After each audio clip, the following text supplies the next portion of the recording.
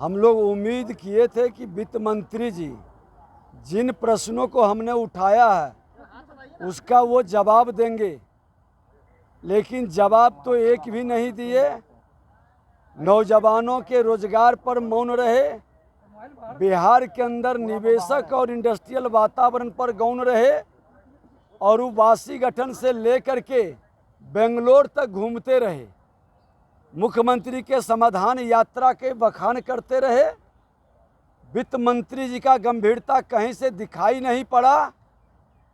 Budget के मामले में बिहार में इनके पास कहने के लिए कुछ नहीं है और सच में अब बजट के नाम पर आगे न इनके पास कोई विजन है और न कोई इनके पास कार्य करने के लिए कोई एक आपसी किसी तरह के वातावरण एकजुटता प्रदर्शित होता है। आपने देखा कि आज माननीय विधानसभा अध्यक्ष उस गरिमा संवैधानिक पद पर बैठकर जिस तरह से ट्रेजरी बेंच के इशारे पर पूछते हैं कि क्या करें और जो इशारा होता है उसके हिसाब से एक्शन लेते हैं।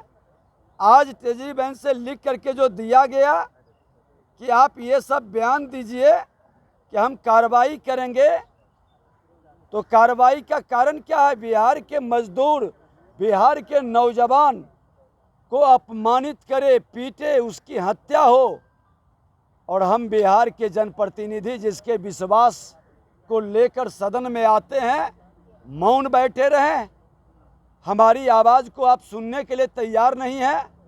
जब हमने अपनी बात रखने लगा तो एक मिनट भी हमको बोलने का मौका नहीं देते हैं और ट्रेजरी बेंच पर बैठे लोगों को, उप मुख्यमंत्री को आपने 10 से 12 मिनट समय दिया, संसदीय कार्य मंत्री को 10 मिनट समय दिया।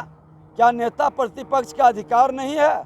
लोकतंत्र में दोनों की मान बराबर है और आप जिस तरह से ये धमकी दे रहे हैं कि हम कार्रवाई करेंगे, लोकतंत्र चलाने के लिए संवैधानिक नियम और कानून की बखान कर रहे हैं, तो अध्यक्ष महोदय आग्रह करते हैं, निवेदन करते हैं कि जो अपने बूटों से आसन को रौंदा है, यही उप मुख्यमंत्री थे, उसका प्रतिवेदन सभा पटल पर रख करके पहले कार्रवाई करिए और धमकी देने का कोई प्रभाव नहीं पड़ेगा।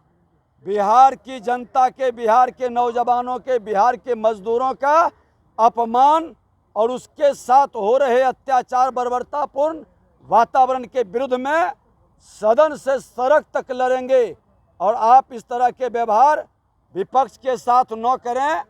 संवैधानिक पद पर बैठ करके विजय सिन्हा भी दिखा दिया कि प्रतिपक्ष का सम्मान क्या होता है, एक एक विधायक का गरिमा क्या होती है।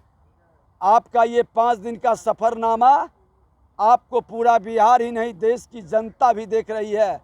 आप भूल जा रहे हैं बार बार, अब आसन से कहते हैं महोदय, अभी किसको महोदय कह रहे हैं ये हमें समझ में नहीं आ रहा है। विधानसभा अध्यक्ष अगर जो कहने लगे महोदय तो हद हो गई।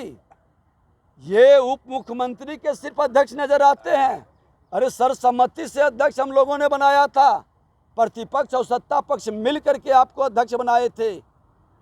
आप उप मुख्यमंत्री के विधायक उस आरजेडी के विधायक नहीं हैं। हमने कई बार सदन में उनको आभास कराया है कि आप राजद के विधायक अब नहीं रहे, आप सदन के संरक्षक हैं, संवैधानिक पद पर बैठे हैं। अपनी गरिमा को समझिए और सदन की मर्यादा को बढ़ाइए और इस तरह से धमकी और बयानबाजी सरकार के द्वारा जो लिखित पत्र दिया जाता है उसको पढ़ना लोकतंत्र के लिए एक खतरा है और लोकतंत्र बचाने के लिए सदन से सड़क तक लड़ाई लड़ेंगे। इस बात से हम कतई प्रभावित नहीं होंगे। आचरण तो उन लोगों को सुधारना चाहिए जो जंगल राज लाते हैं, आचरण तो उनको सुधारना चाहिए जो जंगल राज से गुंडा राज की ओर तब्दील कर रहे हैं। रोज लोगों की हत्याएं हो रही है, अपहरण, बलात्कार, लूट हो रही है। राजद के लोग सत्ता में, संलिप्तता में, बालू और दारू के माफियागिरी में जिस तरह के वातावरण बना रहे हैं उस पर हम जब बोलेंगे तो हमारा आचरण सुधारने का उपदेश मिलेगा। और वो लोग खुल करके गाली सदन में दे, बीजेपी को हमारे सांस्कृतिक विरासत पर हमला करे तो उसको प्रोत्साहित करेंगे। बहुत अच्छा आपने बोला है, ये कौन सा आचरण सुधरे पहले ये स्पष्ट कर लें।